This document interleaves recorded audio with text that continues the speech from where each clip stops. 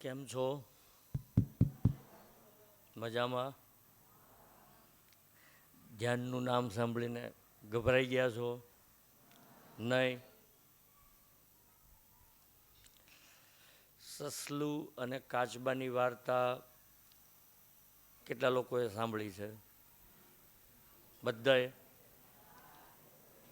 તોય પાછો કહું? તમે કહો તો કહું. એક હતો કાચબો અને એક હતું સસલું. સસલાને સ્પીડ વધારે હોય દોડવામાં, ચાલવામાં. કાચબાની સ્પીડ ઓછી હોય.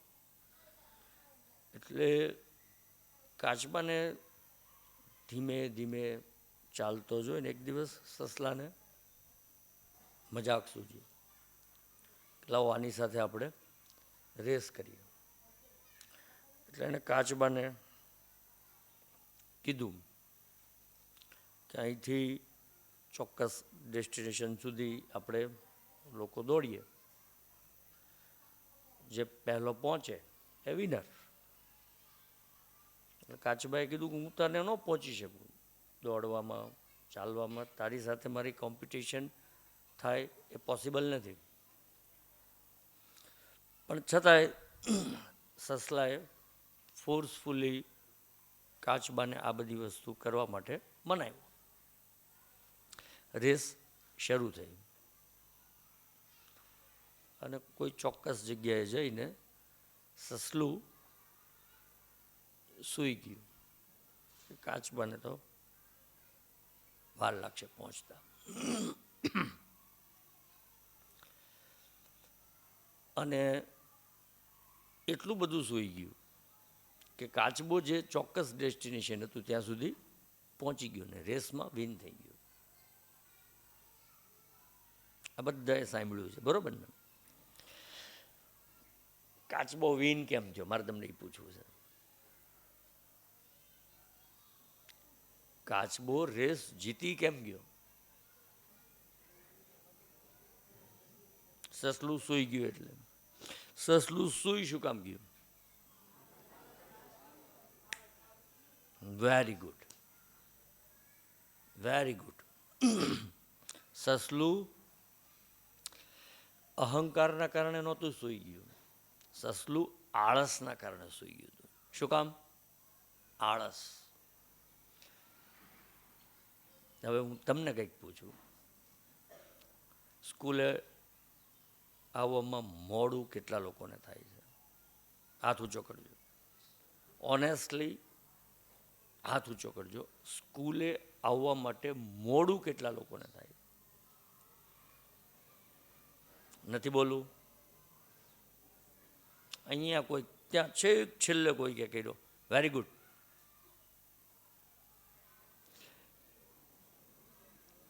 જગાડવા માટે તમને તમારા પેરેન્ટ્સ, મધર ફાધર કેટલી વાર આવે છે?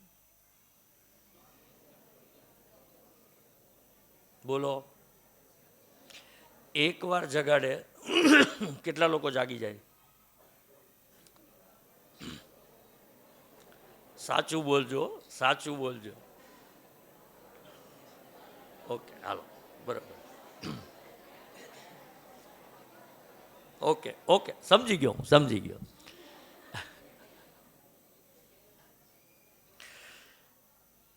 એકને એક કામ તમને કેટલી વાર સોંપવામાં આવે છે ત્યારે તમે કરો છો?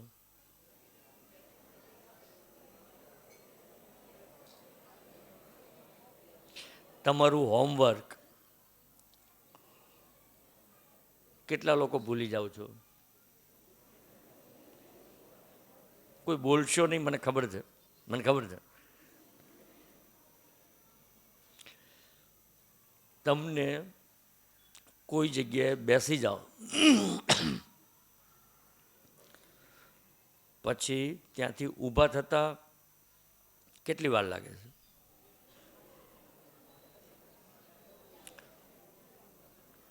જો મેં આ પ્રશ્નો તમને પૂછ્યા, આ પ્રશ્નોના તમે ઉત્તર આપો ઓનેસ્ટલી કે ન આપો. આટલી બધી બાબતો જો સતત તમારી સાથે થતી હોય, જમવામાં વાર કેટલાને લાગે છે વધારે પડતી? Very good. નાવામાં?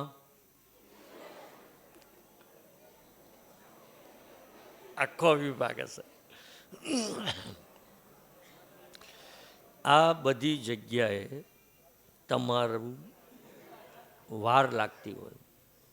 સમજો, બહુ તમારી માટે સમજવા જેવી બાબત છે. હું હળવાશથી કહીશ કારણ કે તમને વાત ગંભીર ન લાગે. વાત ગંભીર છે, તમારા માટે બહુ મહત્ત્વની છે, તમને બહુ કામની છે, બધાને, તમને નહીં, દરેક જે બેઠા છે, પણ તમને વધારે કારણ કે તમારે હજી આગળ ઉપર એક લાંબુ ભવિષ્ય પડ્યું છે, એટલે તમને થોડી વધારે કામની છે. જો તમને એકવાર જગાડવામાં આવે અને તમે જાગતા નથી, તમે જમવામાં ટાઈમ વેસ્ટ વધારે કરો છો, વધારે ઉતાવળથી પણ નહીં ખાવું જોઈએ, એમ બહુ ટાઈમ લઈને પણ નહીં જમવું જોઈએ. નાવામાં, કોઈ જગ્યાએ બેસી ગયા હોય તો ઊભા થવામાં, કોઈ કામ છે એ સતત તમને કહો પછી કીધા પછી તમે કરતા હો તો, કોઈ જગ્યાએ સમયસર નહીં પહોંચી શકતા હો તો, આ બધી જ નિશાની સિમ્ટમ્સ છે એ આળસના છે. શેના? આળસ એટલે લેઝીનેસ. એની માટેનો એક ઇંગ્લિશ શબ્દ છે લેઝીનેસ. એ બીજું કંઈ કરતી નથી. આજે આળસની જે વૃત્તિ છે આપણી અંદર, એ બીજું કંઈ કરતી નથી, માત્ર આપણને યોગ્ય જગ્યાએ યોગ્ય સમયે પહોંચવા દેતી નથી. શું કરે? યોગ્ય સમયે યોગ્ય જગ્યાએ, એટલે કે અવસર શબ્દ છે આપણે ત્યાં, અવસર, અથવા બિલકુલ દેશી ભાષામાં કહું તો ટાણું. બરાબર ને? તમે ટાણે કોઈ જગ્યાએ નહીં પહોંચો, એની નુકસાની અત્યારે સમજાશે નહીં. અવસર ચૂકી ગયા પછી બહુ લાંબા ભવિષ્યમાં તમને સમજાશે કે તમે શું ચૂકી ગયા અને શેના કારણે ચૂકી ગયા. આ આળસ એ તમારી સંકલ્પ શક્તિ, વિલ પાવર ને ક્ષીણ કરનારી છે. તમારો જે ડિસિઝન પાવર છે, તમારો જે વિલ પાવર છે, આ પાવરને કોઈ ઇફેક્ટ થતી હોય તો આ લેઝીનેસથી થાય છે, આ આળસથી થાય છે. આપણને એટલી ગંભીરતા ન હોય, આપણને એમ લાગે કે ઠીક છે મોડા જઈશું તો ચાલશે, કોઈ વાત સ્કીપ કરી નાખશું તો ચાલશે, બધું ચાલશે ચાલશે કરી અને આપણે ઘણી બધી બાબતોને ચલવી લેતા હોઈએ છીએ. આ એક રાક્ષસ આપણી અંદર છુપાયેલો છે, આપણી અંદર છુપાયેલો છે. It is hidden. કારણ કે આપણે કોઈ દિવસ આજની પહેલાં તમે આળસને રાક્ષસ તરીકે જોઈતી, વિચાર્યું હતું કે આ આળસ છે એ સૌથી મોટું દૂષણ છે, સૌથી મોટો દોષ છે. શું કામ? તો જે સમયે જે વાત કરવાની છે એ સમયે એ બાબત તમે ક્લિક નહીં કરો તો ટાઈમનું નામ છે ચાલતું રહેવું સતત. તમે ઘડિયાળ પહેરતા હશો તો જોજો કે જે સેકન્ડ કાંટો છે એ સતત નિરંતર ચાલતો રહે છે. અને જે માણસ સમયની સાથે પોતાની જાતને જોડી દે, એટલે એની અંદર શું આવશે? ગતિ. શું આવશે? લાઇવલીનેસ, જીવંતતા, ગતિ. સ્પીડ અને લાઇવલીનેસ જ્યારે જીવનમાં આવે તો આળસ કન્વર્ટ શેમાં થઈ જાય? ઉત્સાહમાં. શેમાં? ઉત્સાહ. આપણી અંદર એક ઉત્સાહનું નિર્માણ થાય. ઉત્સાહ અને આળસ બેઉ એક સિક્કાની બે બાજુ છે. જો તમે ચાલશે, જોઈશું, થશે ની મનોવૃત્તિને અપનાવશો તો આ રાક્ષસ છે એને તમે તમારા શરીરમાં, મનમાં, બુદ્ધિમાં સ્થાન આપી દેશો. અને આ સ્થાન આપી દેશો, કોઈ પણ બાબત આપણાથી 80 ડિગ્રી વિરુદ્ધમાં શરૂઆતમાં ન જાય, પણ 80 ડિગ્રી જવા માટે પહેલું કદમ, પહેલું ડગલું એ ભરાઈ જાય એટલે પછી ક્રમશઃ આપણે આપણી વિરુદ્ધમાં 80 ડિગ્રી અપોઝ જેને કહેવામાં આવે છે ત્યાં પહોંચી જતા હોઈએ છીએ. જો પહેલું ડગલું આપણે એ દિશામાં જઈએ એ પહેલાં આપણે સમજી જઈએ કે આ જે બાબતો છે, મેં જે તમને પ્રશ્નો પૂછ્યા એ સિમ્ટમ્સમાંથી એક પણ સિમ્ટમ્સ માની લો કે તમારી અંદર હોય તો ચેતી જજો. શું કામ? કારણ કે તમારી પાસે લાંબી જર્ની છે, લાઈફની યાત્રા, જીવન યાત્રા જે છે, journey of life, it's too long, બહુ લાંબી છે. હવે યાત્રા લાંબી છે તો લાંબી યાત્રા માટે બે વસ્તુ જોઈએ. શું જોઈએ? ધીરજ અને ઉત્સાહ. ઉત્સાહ છે એ તમારી અંદર ગતિનું નિર્માણ કરે છે. ધીરજ એટલે સ્થિરતા નહીં, પણ કોઈ પણ આપણી વિરોધમાં આવતી બાબત છે એનાથી કંટાળી નહીં જવું, આને ધીરજ કહેવાય. ધીરજ એટલે સ્થાયી થઈ જવું નહીં, પણ ડિસિઝન જે લેવાનું છે એ ડિસિઝન લેતી વખતે સજગતા અને સમજણ, આ બેઉનો સમન્વય કરી અને કોઈ નિર્ણય લ્યો એને ધીરજ કહેવાય, શાંતિથી. તો આ આળસ છે એ સૌ પ્રથમ તમારી આત્મચેતના, જેને કોન્શિયસનેસ કહેવાય છે, એ કોન્શિયસનેસને ઘેરી લેશે. કારણ કે આપણી અંદર આ ગતિ અને જીવંતતા એ આપણી અંદરની કોન્શિયસનેસના કારણે આવે છે. હવે આ ચોક્કસ વૃત્તિ છે, આળસ એક વૃત્તિ છે, એક વિચાર છે. એ વિચાર તમે જ્યારે જીવનમાં ઇમ્પ્લિમેન્ટેશનમાં મૂકો છો, સતત એ વિચારથી તમે જીવનની દરેક બાજુઓને જુઓ છો, ત્યારે એ વિચાર છે એ વૃત્તિ બની જાય.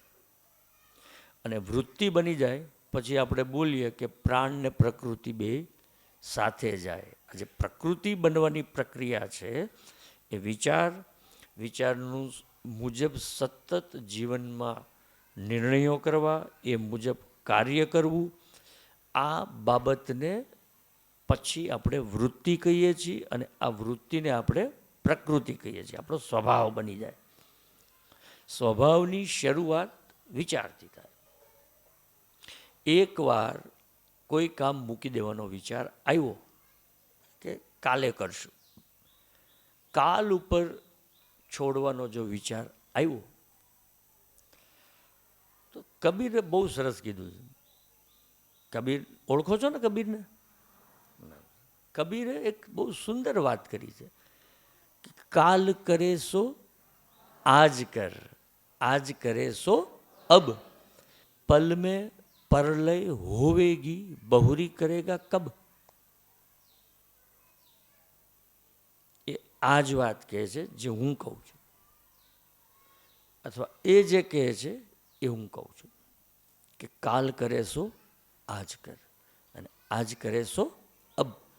અમુક કામ વિચારીને કરવા જોઈએ, અમુક કામ તરત કરવા જોઈએ. હવે કયું કામ ક્યારે કરવું એની માટેની જે સમજણ શક્તિ છે, જે એ સમજણ શક્તિને ડિસ્ટર્બ કરે છે જે વૃત્તિ, એ છે આળસ.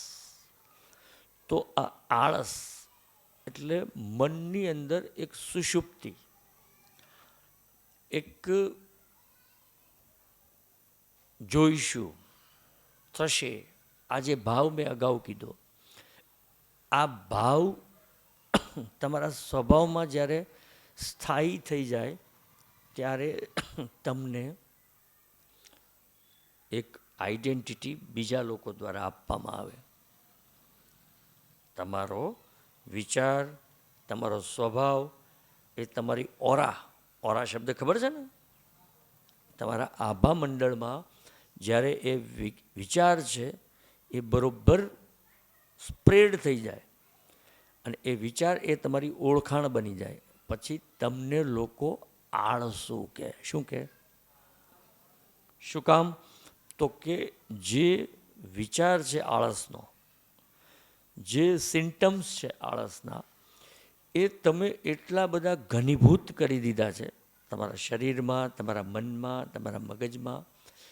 જે ઘનીભૂત થયેલો સ્વભાવ છે એ તમારી ઓળખ બની ગયો છે, અને એટલે લોકો પછી તમને આળસુ કહે. અને ઘણાને લોકો કહે એ ખૂબ ઉત્સાહી છે. શું કહે? શું કામ ઉત્સાહી કહે? તો એને ખબર છે કયું કામ ક્યારે, ફૂલ ઓફ એનર્જી, ઉર્જાવાન શબ્દ આપણે જેની માટે વાપરીએ છીએ. તો કોઈ પણ કામ જ્યારે તમે 100% એનર્જી તમારી અંદર જે છે, ઉર્જા, એને જોડીને અપ્લાય કરીને કાર્ય કરો છો એટલે કાર્ય સફળ થાય. શું થાય? સફળ થાય. તમારું કાર્ય સફળ થાય. તમારી અંદર કયા સમયે કયું કાર્ય કરવું એની નિર્ણય શક્તિ વધે. એનો વિચાર જે છે કે અત્યારે જ કરી લઉં, તો એ વિચાર તરફ તમારું મગજ જાય, એ કરવા તરફ તમારી કૃતિ, એક્શન જે છે, કારણ કે વિચાર, એક્શન, આ બધું આપણી અંદર ગોઠવાયેલી એક સિસ્ટમ છે. એ સિસ્ટમ જેટલી પાવરફુલ થાય એટલો તમારી અંદર ઉત્સાહ વધે, અને ઉત્સાહ જેટલો વધે એટલું ઉત્સાહપૂર્વક કરેલું કાર્ય તમને જીવનના દરેક ક્ષેત્રની અંદર સફળતા અપાવે. શું અપાવે? તમે અહીંયા આવો છો, તમને તમારા શિક્ષકો એમનો સમય આપીને, તમે તમારો સમય આપીને, તમારા માતા પિતા વધારે કમાઈને તમે જેટલું સારી રીતે ભણી શકો એની માટે ખર્ચો કરે. 3 બાબત હોય: તમારો સમય, શિક્ષકોનો સમય અને તમારા માતા પિતાનો ખર્ચ તમારી ઉપર. આ ત્રણેયને જો સારી રીતે જોડી દેવા હોય તમારે, તો સૌ પહેલાં તમારે આળસનો ત્યાગ કરવો પડે. શું કરવું પડે? ટાઈમિંગ સમજવું પડે કે કયો સમય છે, કયા સમયે મારે કયું કામ કરવાનું છે.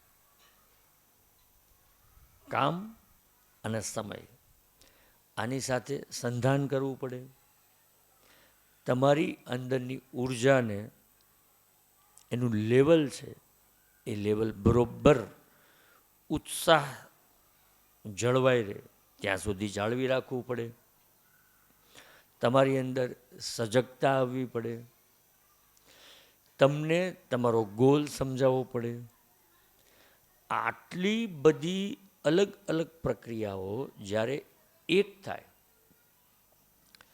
ત્યારે આપણા જીવનમાં સફળતા આવે અથવા સાર્થકતા આવે. હવે તમારું કામ તો છે અત્યારે અભ્યાસ ગ્રહણ કરવાનું, શીખવાનું, સમજવાનું. જે તમારા ટીચર્સ તમને ક્લાસરૂમની અંદર જે તમારો કોર્સ છે એ કોર્સ ભણાવે. એટલે એની માટે પહેલી વસ્તુ છે ઉત્સાહપૂર્વક ક્લાસરૂમને જોઈન્ટ કરવો. ઉત્સાહપૂર્વક ક્લાસરૂમને જોઈન્ટ કરવા માટે આળસ છોડી, પથારીમાંથી જાગી આળસ છોડી અને બિલકુલ સમયસર, તમારો નાવામાં ટાઈમ નહીં જવો જોઈએ જાજો, તમારો નાસ્તો કરવામાં ટાઈમ નહીં જવો જોઈએ, તમારો ઘરેથી સ્કૂલે પહોંચવામાં વધારે સમય નહીં જવો જોઈએ.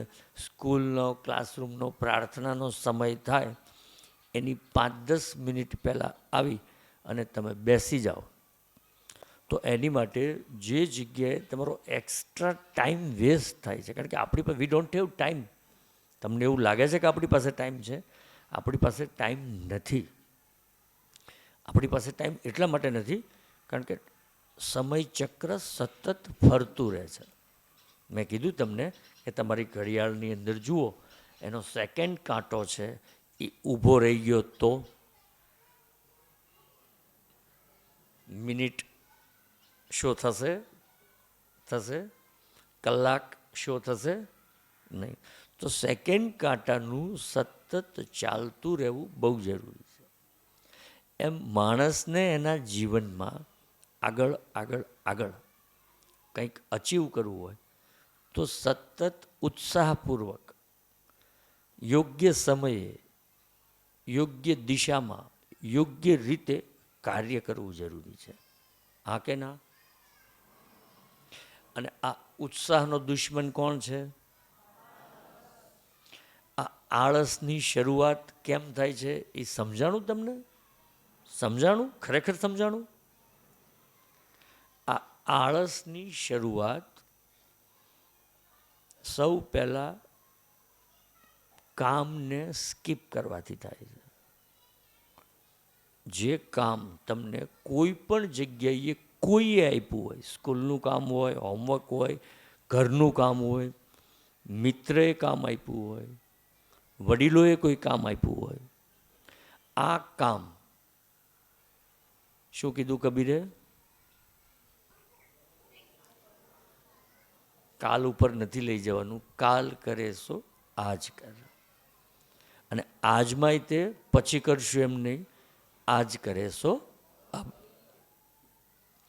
આટલું સૂત્ર તમે જો તમારા માઇન્ડમાં અને હાર્ટમાં અપ્લાય કરી દેશો તો ચોક્કસ તમને ક્યારે આળસ આવશે નહીં. કારણ કે આળસનો દરવાજો ખુલ્લે એની પહેલાં તમારા મગજમાંથી આ સૂત્ર નીકળશે કે આ કામ મારે આજે અને અત્યારે કરવાનું છે. કોઈક કામ એવા હોય છે જે શાંતિથી કરવાના હોય છે, કોઈક કામ એવા હોય છે જે તરત કરવાના હોય છે.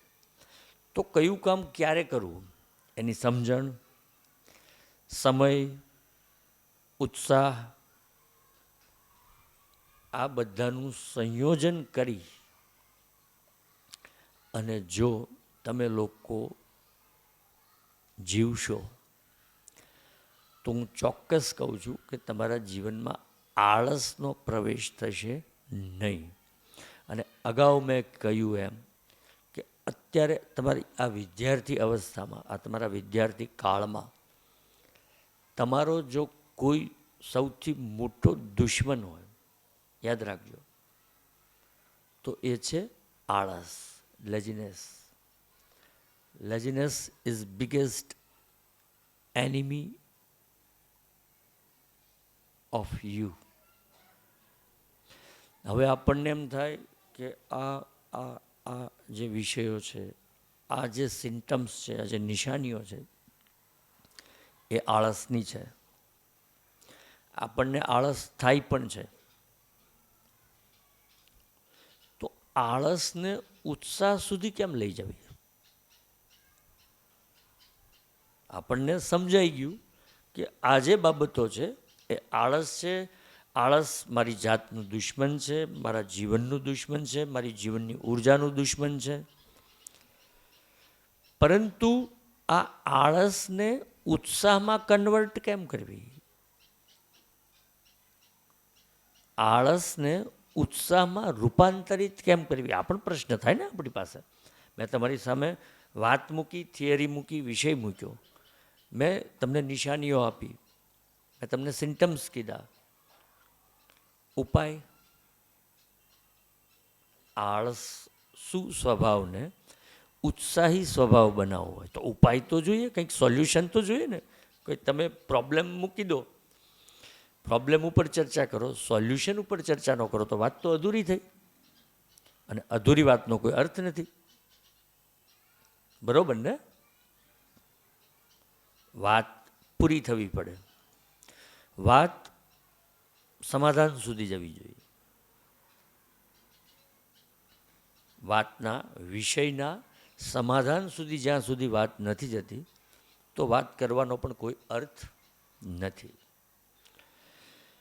આ આળસને ઉત્સાહ સુધી લઈ જવા માટે જો કોઈ મેથડ, કોઈ પદ્ધતિ કારગત હોય, કાર્યરત હોય, ઇફેક્ટિવ હોય તો એ પદ્ધતિ છે ધ્યાન. શું છે? કેટલા લોકો ધ્યાનથી પરિચિત છો? કેટલા લોકો? હાથ ઊંચો કરશો. કેટલા લોકો ધ્યાનથી પરિચિત છો? તારી પાછળ કોઈએ કર્યો હાથ ઊંચો. કોઈને ધ્યાનની નથી ખબર? કોઈને શબ્દ સાંભળેલો છે? ધ્યાનમાં ઉતરેલા છો ક્યારેય કોઈ દિવસ? ક્યાં? અચ્છા, હમણાં ખબર છે તમારા શાળાના અભ્યાસમાં ધ્યાન એડ કરવામાં આવ્યું છે હમણાં થોડા દિવસ પહેલાં જ. ખ્યાલ છે? કારણ કે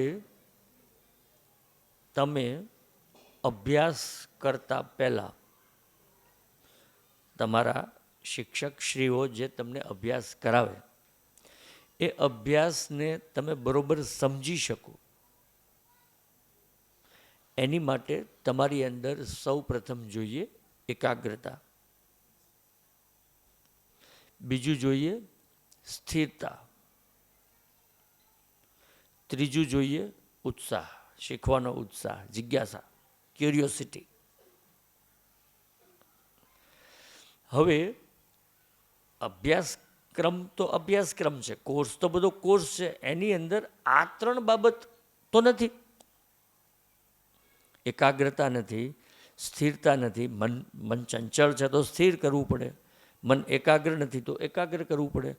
મનમાં ભણવાનો ઉત્સાહ જ નથી, ક્યુરિયોસિટી કે જિજ્ઞાસા નથી તો એનું પણ એક્ટિવેશન કરવું પડે. તો તમે કંઈક ગ્રહણ કરી શકો, રિસેપ્ટિવિટી વધે, તમારી ગુણગ્રાહકતા વધે. શિક્ષકશ્રી તમને ક્લાસમાં કંઈ ભણાવવા માગે છે એ વરસાદ જેવું છે, એમનું તમને સમજાવવું, કોર્સને તમારી સામે રજૂ કરવો એ એક વરસાદ જેવું છે. અને તમારું ભૂમિકા છે માટલાનું મોઢું વરસાદ તરફ હોવું જોઈએ. બરાબર ને? તો માટલું ભરાય. જ્યારે વરસાદ આવે માટલું ઊંધું હોય, વરસાદ ગમે એટલો આવે પણ પાણી માટલામાં ભરાય નહીં. તમારા શિક્ષકશ્રીઓ જે તમને સમજાવવા માગે છે એ તમારા મગજ સુધી ન જાય તો એમનું બોલેલું, એમનું ભણાવેલું, એમનું સમજાવેલું ટોટલી વેસ્ટ, વ્યર્થ, 100% વ્યર્થ. હવે તમને એવું લાગે છે કે આવી સારી સરકારની સુંદર ઉત્તીર્ણ થવાની વ્યવસ્થા, શિક્ષકો પોતે પણ સરકારના ધારા ધોરણમાંથી ઉત્તીર્ણ થઈને આવ્યા છે, શ્રેષ્ઠ શિક્ષકો છે. તમને જે શિક્ષકો મળ્યા છે એ શ્રેષ્ઠ, સરકારના જેટલા ધારાધોરણ છે શિક્ષકોને સિલેક્ટ કરવાના એ બધા ફૂલફિલ કરીને આવેલા લોકો છે. હવે એમના દ્વારા કંઈ સમજાવવામાં તમને આવે એ બહુ સારું હોય, પણ તમે સમજી શકો નહીં એવા મોડમાં હોત તો એનો અર્થ ખરો? એનો કોઈ અર્થ ખરો? એટલે તમે સમજી શકો, તમે એમની વાતને ગ્રહણ કરી શકો એવા મોડમાં લાવવા માટે આ ધ્યાન છે, જે તમારું આળસને દૂર કરશે, તમારામાં ઉત્સાહ આવશે ભણવા માટેનો, તમારામાં એકાગ્રતા આવશે, તમારી અંદર સ્થિરતા આવશે. આ ત્રણેય બાબત જ્યારે તમારા જીવનમાં આવશે તો તમારો અભ્યાસ છે એ 100% સુંદર, તમે જે મેળવવા માટે આવ્યા છો, તમારા પેરેન્ટ્સ તમને જે મેળવવા માટે અહીંયા મોકલે છે, તમારા શિક્ષકશ્રીઓ તમે એ મેળવી શકો એની માટે જે મહેનત કરે છે, આ ત્રણેયનો ત્રિવેણી સંગમ થશે. તો આળસ ક્યાં છે? ક્યાં છે? આપણી ધ્યાન શું છે? એ આળસ જે જગ્યાએ છે ત્યાં જઈને ટોર્ચ કરવાની, બેટરી. જેવી બેટરી કરશો એટલે અંધારું રોકાશે, ત્યાં રાહ જોશે, બેટરીને એમ કહેશે કે હું નહીં જાઉં, પ્રકાશને એમ કહેશે કે હું નહીં જાઉં, કે વયું જશે.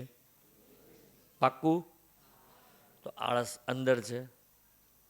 તો અંદર જવા માટે સૌથી પહેલાં આંખને બંધ કરવી પડે. આંખ બંધ કરીએ. તમે ક્યાં છો, કોણ છો, તમારી બાજુમાં કોણ બેઠું છે, આ બધું બિલકુલ 1 મિનિટ માટે ભૂલી જવાનું છે. કશું જ કરવાનું નથી. આંખ બંધ કરીએ, કારણ કે આળસ આપણી અંદર છે અને આજે આપણે આળસને ઉત્સાહ સુધી લઈ જવા માટેનો પથ, રસ્તો તૈયાર કરવા માટેનો આ સેશન છે, આ પ્રોગ્રામ છે, આ કાર્યક્રમ છે. તો બિલકુલ આંખ બંધ કરશું, એકદમ બિલકુલ બધા આંખ બંધ કરશું, કારણ કે આળસ આપણા શરીરની અંદર છે. શિક્ષકશ્રીઓને પણ જો કોઈ વાંધો ન હોય તો ધ્યાનનો લાભ લઈ શકે છે પોતાની જગ્યાએ બેસીને, કારણ કે આ તો દરેકની માટે, દરેક ઉંમરના, દરેક વર્ગના લોકોની માટે કામની આ પદ્ધતિ છે. શાંતિથી, ખૂબ શાંતિથી આંખ બંધ કરી તમારા શરીરની અંદર ઉતરજો. શરીરની અંદર ઉતરતી વખતે સૌ પ્રથમ તમને અસંખ્ય વિચારો આવશે, અવનવા વિચારો ચાલુ થશે, અવનવી જૂની ભૂતકાળની યાદો તમારી સામે આવશે, ભવિષ્યની વાતો, ચિંતા તમારી સામે આવશે. ખૂબ શાંતિથી આ વિચારોને, 3 પ્રકારના વિચારો છે, એને જુઓ. જેટલી શાંતિથી વિચારને જોઈ શકશો એટલી શાંતિથી એ વિચારોની વચ્ચેથી તમને તમારા શરીરમાં રહેલો ઉત્સાહ, એની તરફ લઈ જનારા માર્ગનું નિર્માણ થશે. ખૂબ શાંતિથી ધીરે ધીરે તમારા મસ્તિષ્કમાં ચાલતા વિચારોને જુઓ, વિચારોનું દર્શન કરો.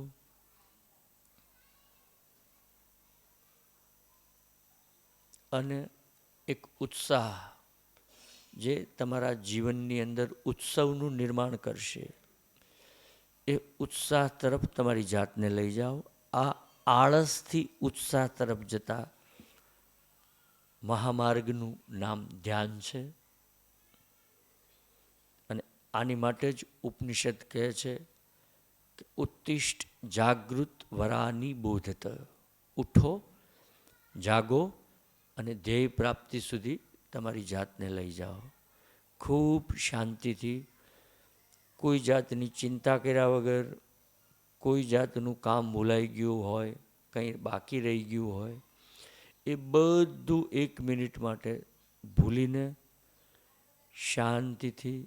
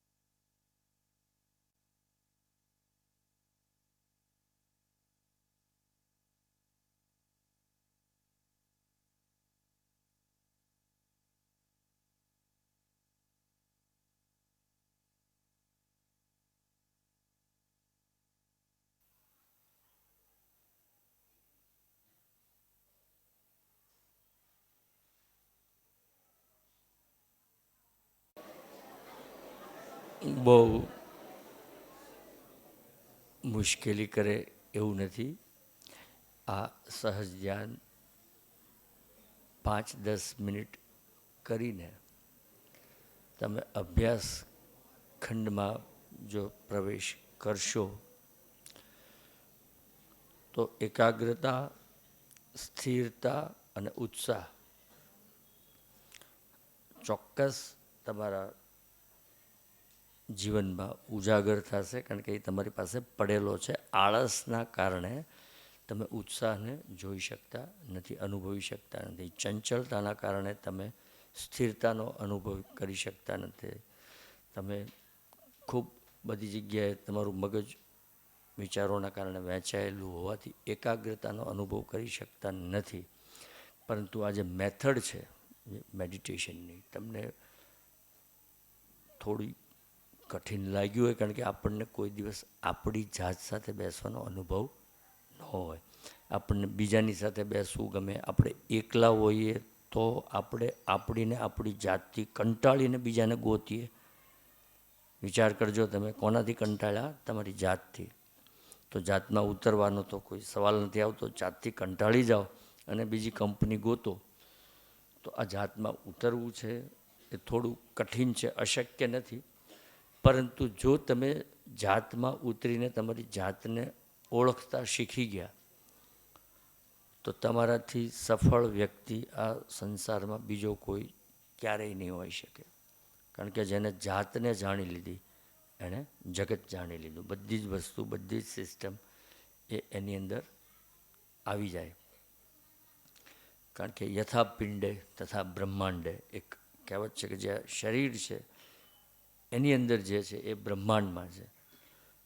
તો બ્રહ્માંડ જાણવું થોડું અશક્ય છે શરીર હોવાથી, પણ શરીરને જાણવું શક્ય છે. કારણ કે એ આપણી નજીક છે અને એમાં રહેલા દોષ, અવગુણ, હડલ્સ જે આપણને પ્રગતિ કરવામાં નુકસાનદાયી છે, એને એકવાર સમજી લઈએ, જાણી લઈએ, એટલે ઓટોમેટિક આળસ છે એ ઉત્સાહમાં રૂપાંતરિત થઈ જશે. અને ઉત્સાહી વ્યક્તિ એ સંસારનું સ્વર્ગ છે, એ ઉત્સવ છે.